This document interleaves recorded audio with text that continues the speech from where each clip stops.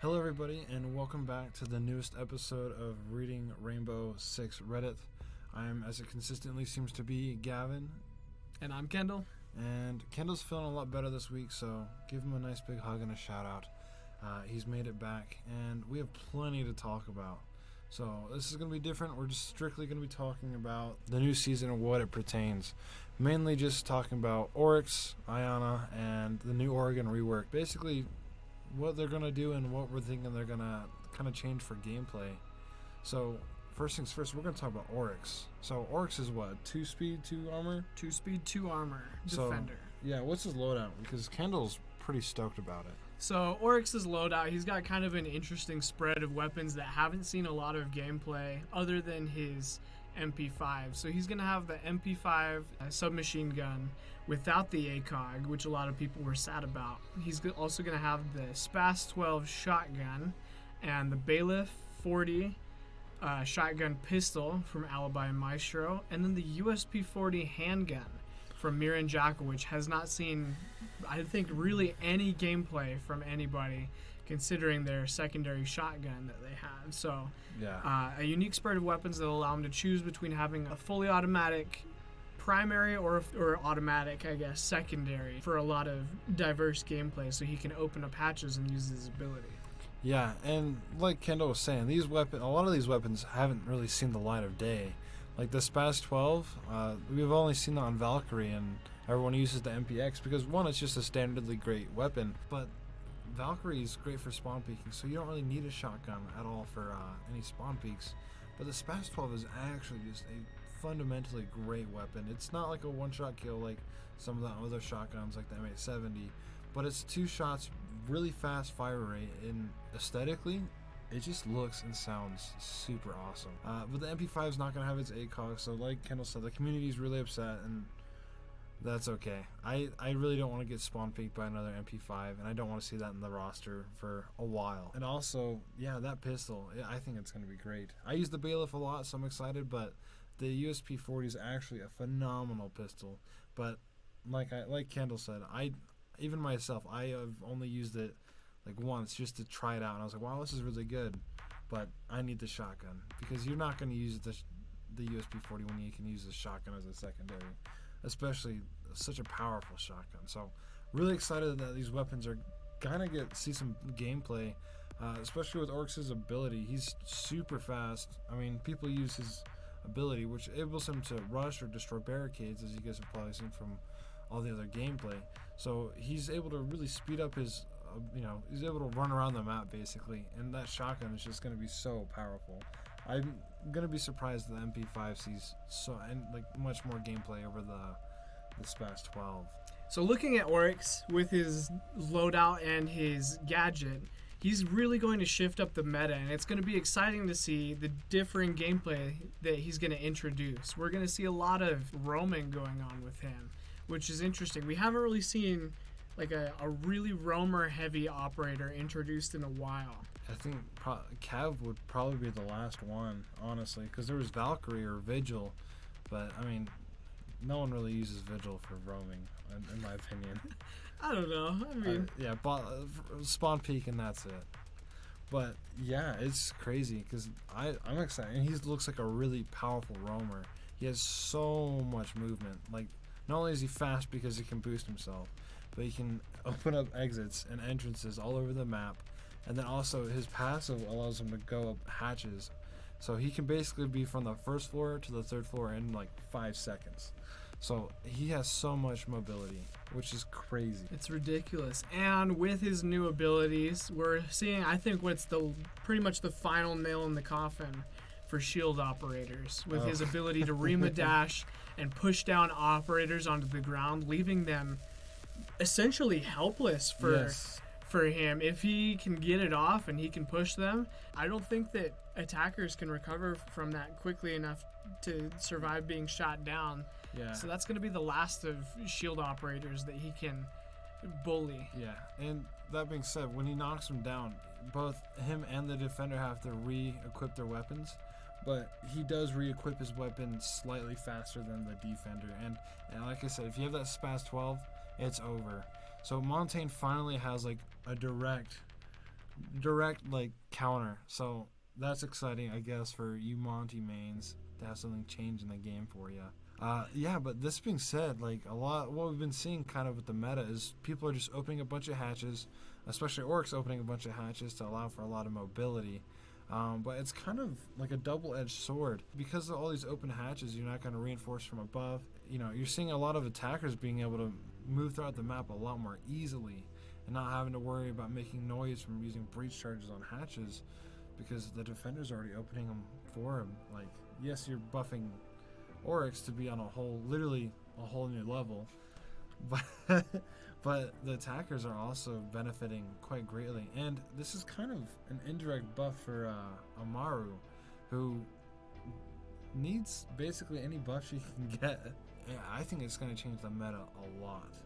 I think so as well. I think it's going to be exciting to see the new strategies that are put together with different ops, with synergy with Oryx. We've already seen a little bit of that from footage with the test server, people trying to figure out how to manipulate those soft walls and other operators' gadgets in order to maximize Oryx's effectiveness, and it's been really exciting to see. The next op that is coming out is the new attacker. Again, it's a 2-2, but this one's really different. It's not busting through walls, it's kind of more deceptive. So Iana, her loadout is a ARX 200, which is Nomad's weapon, which also doesn't get played. And then there's also the G36C, which sees quite a lot of gameplay. Both are going to come with a nice tasty ACOG for you. And then also the secondary is the MK1 9mm. So that's Buck and Frost pistol, which is it's a great pistol. And I'm excited to finally see it on some other ops. Probably the cleanest iron sights you'll see on a pistol in Rainbow.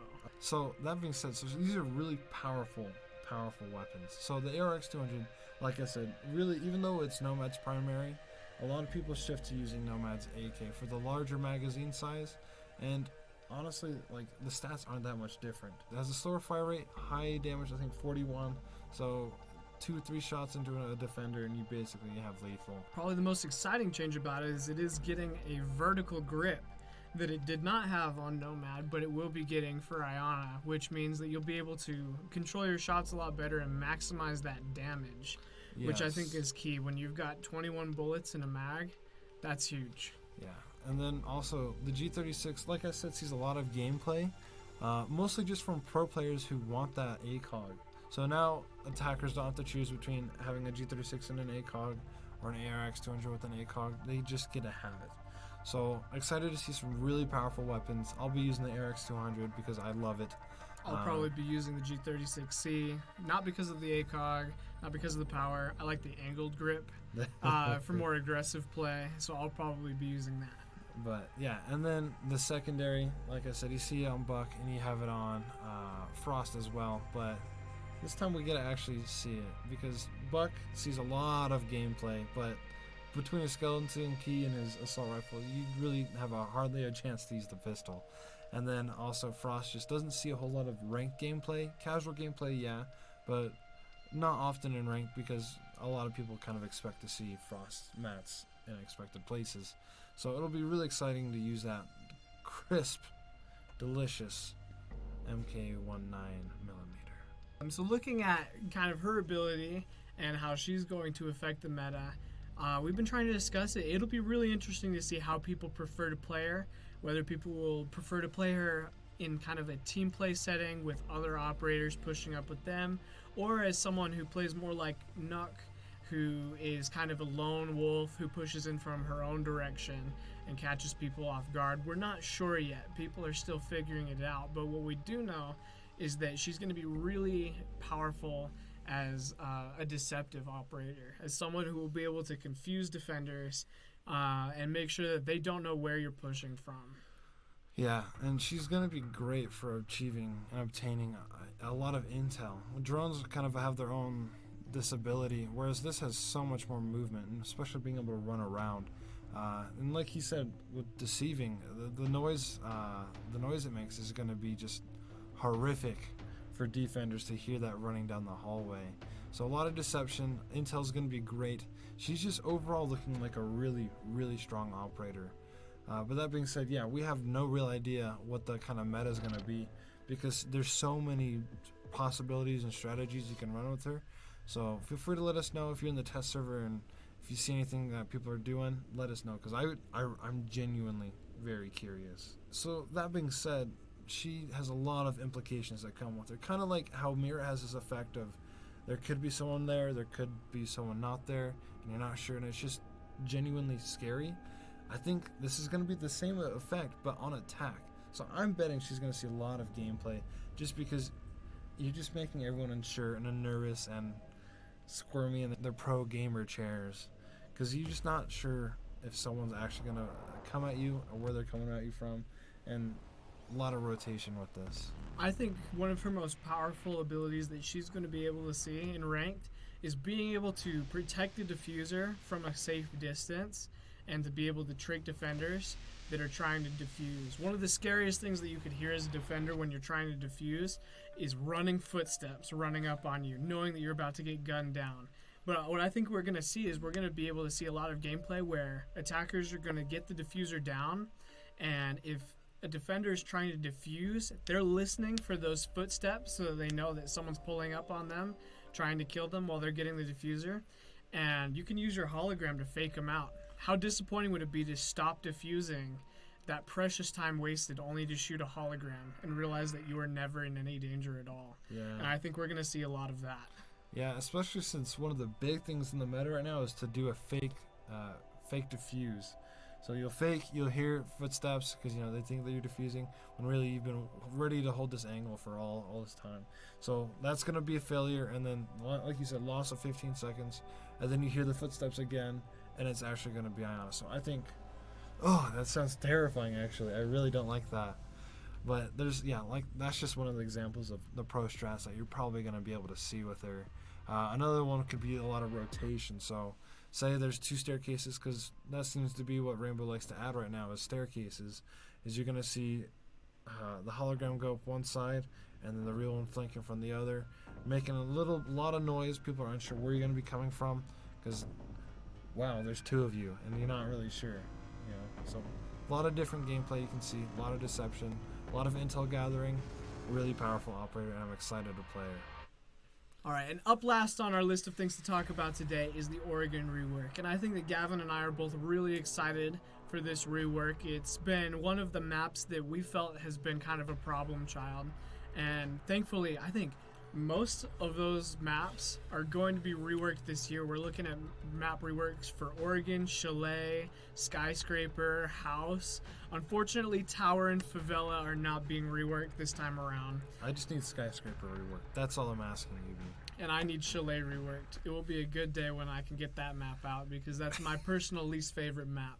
But we are seeing some drastic changes to Oregon. It's getting, I think, a Redditor, unfortunately I can't give their name, I was just scrolling through comments, said that it's going to be something like 15% bigger this time around. They're adding a lot more, and they're changing it around to make it less defender friendly and a little more balanced from what we've seen. Things that they're adding a new outside balcony from Small Tower, kind of around the edge of that, to make assaulting that small tower a little bit easier. They're adding new hallways throughout the map to make rotations and make it easier to push in. And I think my favorite thing that they've added to get rid of that that safe haven of the basement for defenders is they're adding a 3rd staircase down that's going to extend past the bathrooms on the 1st floor by Small Tower. That will extend all the way into a new area in the basement that they're adding to make it a little bit easier for attackers and a little harder for defenders to just throw up those mirror walls and hold 2 angles that they can watch from. Yeah, and Ubisoft's had a lot of fun with it, I know, because like I said, I've been perusing the Reddit, and some of the changes that some of the people have noticed is, like, in the kids' room where Red Stairs was or whatever, they wrote in Crown Red Stairs, and it's just so funny. It's just making fun of kind of the changes. But yeah, a lot of the community's really upset with the changes, especially on Reddit. People have been flaring off their opinions, saying that it's ruining. Part of it's probably just mainly because of the nostalgia. The map's been in the game since it came out. It's been a long time favorite, even for ranked players like the big leagues. The Oregon's a really high trafficked map. So it's really interesting that they chose to rework it. I think it's fine because they had problems where people have just literally played the hell out of these maps. So that way, the same strats are run every time, same operators, and you were seeing this a lot in ranked and pro gameplay, because literally just basement was holding with the Mira, and even though they're adding ops to change it, there was nothing you could really do about it. So a lot of it's staying the same, and then you have like the really hard to defend areas like tower. Lo behold, you play tower and you win on defense. That's a day to brag about because it's just so hard. But now they're changing it around. Tower's no longer a bomb area. It's moved. Bombs are now in meeting room, kitchen, and all that fun stuff. So you don't have to worry about tower anymore. So thank you.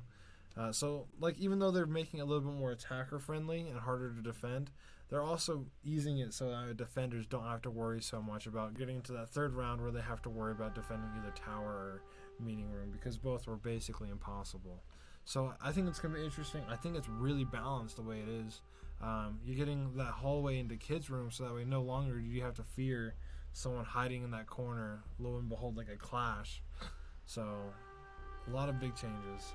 Absolutely. We're excited to see what the new meta is going to be on New Oregon. We haven't been able to see so much gameplay revealed. We have been able to see Siege YouTubers and presences like Bikini Body release a little snippet of what it's looking like right now, but we're not really seeing any defined meta, and we're not really getting the whole picture. I know it's going to take me forever to get everything memorized. When they came out with the theme park rework earlier, I was so confused, but I have enjoyed it. I think that Ubisoft has done a great time developing all of these reworks and making them a little more playable.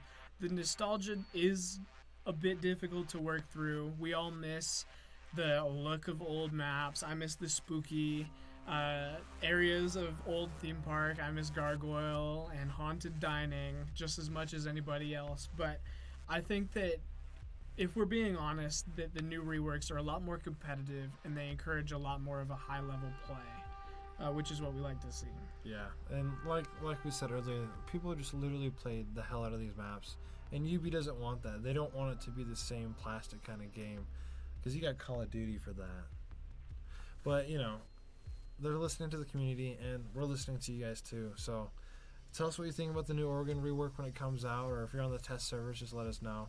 I think it's going to be great, like Kendall said, and I'm excited for all the reworks they're doing. It's revamping the game, so feel free to tune in next time. We'll be talking a lot about the next patch notes and everything that's changing outside of this new season. We'll be talking more about like all the nerfs, all the buffs, and how that's really going to be changing up the meta even more than these new operators. Exciting news about DMRs, exciting news about frag grenades. There's going to be a lot to talk about next time, but we'll cover that when we get to it. And also, feel free to hop on the Reddit and check out all the memes and love and fan art of Iana and Oryx, because there's plenty. There's so much. So have a laugh, enjoy the ops, and we'll see you guys next time. All right, take care.